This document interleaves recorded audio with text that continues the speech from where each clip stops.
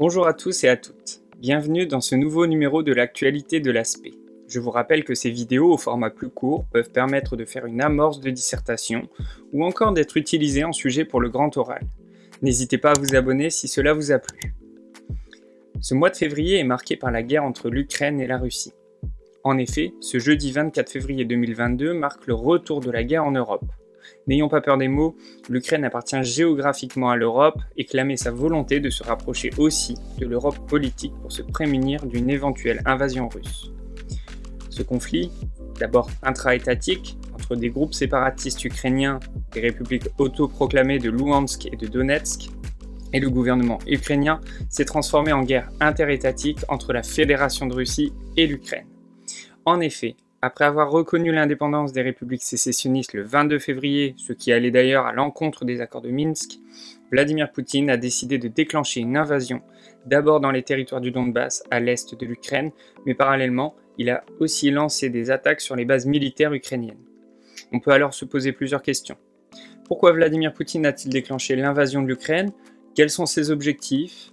Et enfin, quelles en seront les conséquences? Allez, c'est parti!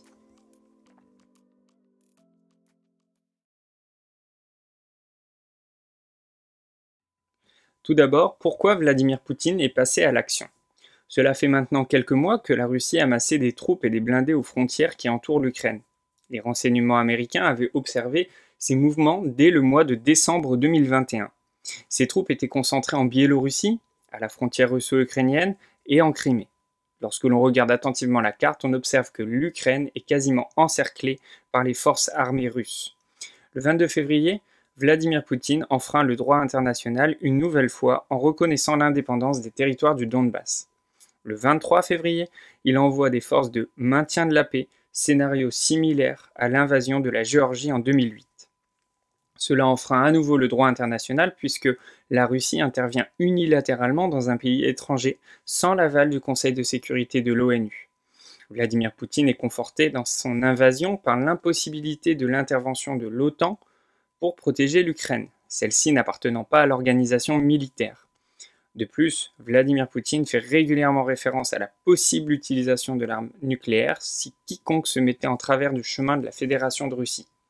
Ainsi, Vladimir Poutine n'avait d'autre choix que de poursuivre la guerre. En effet, cela lui permet de réaffirmer aux Russes qu'il est le protecteur de ceux-ci face à une Ukraine anti-russe. Ainsi, la guerre en Ukraine n'est que, entre guillemets, la poursuite de la politique par d'autres moyens, comme l'avait écrit en son temps le général prussien Karl von Clausewitz dans son ouvrage « De la guerre » publié en 1832. Ensuite, on peut se demander quels sont les objectifs de Vladimir Poutine. L'invasion de l'Ukraine par les forces armées russes permet à Vladimir Poutine de réaffirmer l'influence russe sur son étranger proche. En effet, depuis que Vladimir Poutine est au pouvoir, c'est-à-dire depuis les années 2000, ce dernier s'est toujours opposé à l'extension de l'OTAN dans l'ancienne sphère d'influence soviétique. Les pays comme l'Ukraine représentaient un glacis protecteur face aux bases occidentales de l'OTAN.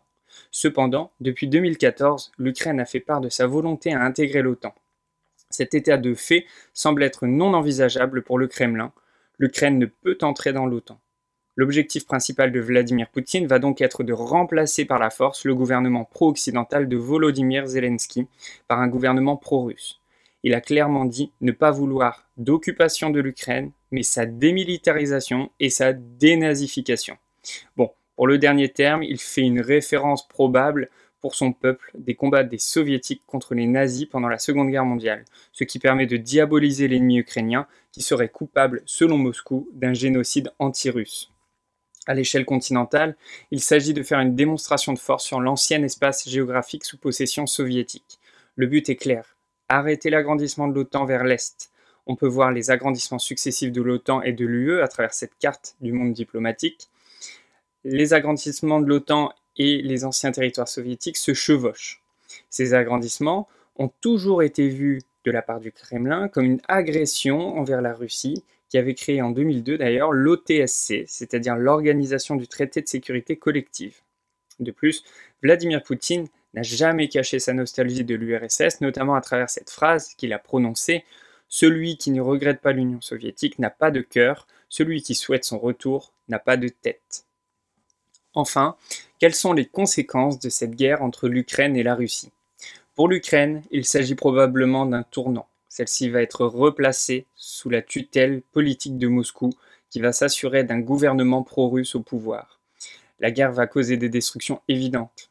La Russie de Poutine explique cibler avec ses missiles les bases militaires ukrainiennes, mais de nombreuses villes ont déjà été bombardées et des dizaines de civils ont déjà payé de leur vie.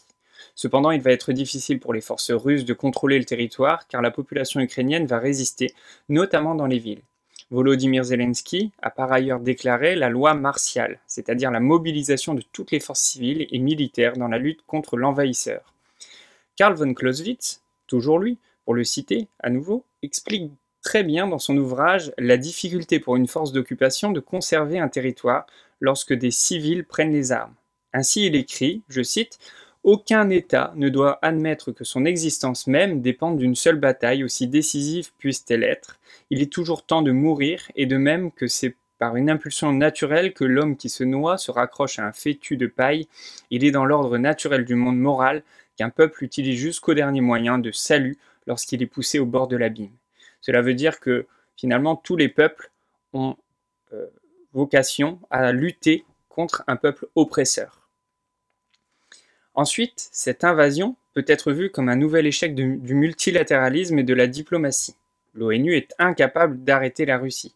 Antonio Guterres, le secrétaire général de l'ONU, a exhorté Vladimir Poutine de revenir à la raison et de cesser la guerre, mais son appel est resté sans réponse. Les gouvernements occidentaux vont décider dans un avenir très proche de sanctions économiques contraignantes contre la Russie. Les pays occidentaux ont prévu des sanctions économiques pour la Russie et les oligarques russes. Gel des avoirs russes en Occident notamment, ce qui correspond au blocage des comptes bancaires.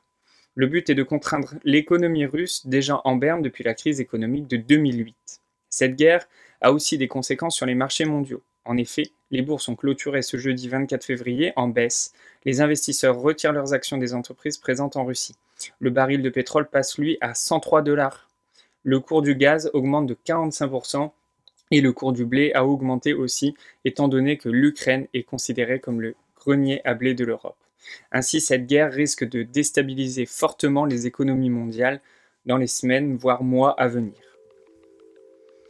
Pour conclure, la guerre en Ukraine est passée d'un conflit intra-étatique à une guerre ouverte entre deux États, l'Ukraine et la Russie. Ce conflit est asymétrique. La Russie possède la deuxième armée du monde en termes de puissance. Pour autant, elle ne pourra se résigner à maintenir ses troupes sur le sol ukrainien si l'on s'appuie sur les théories de Karl von Clausewitz, auteur du XIXe siècle, qui reste une référence pour comprendre la guerre. L'objectif principal de Vladimir Poutine est de sécuriser son étranger proche et de contenir l'élargissement de l'OTAN sur les anciennes républiques soviétiques. Il est très probable qu'il désarme et remplace le gouvernement ukrainien actuel. Enfin, cette guerre aura de nombreuses conséquences en termes de relations internationales. En effet, à nouveau, on peut constater une intervention unilatérale d'un État à l'encontre de son voisin. Merci de m'avoir suivi, j'espère que cela vous a plu. N'hésitez pas à vous abonner si ce n'est toujours pas fait, et je vous dis à bientôt pour une nouvelle vidéo.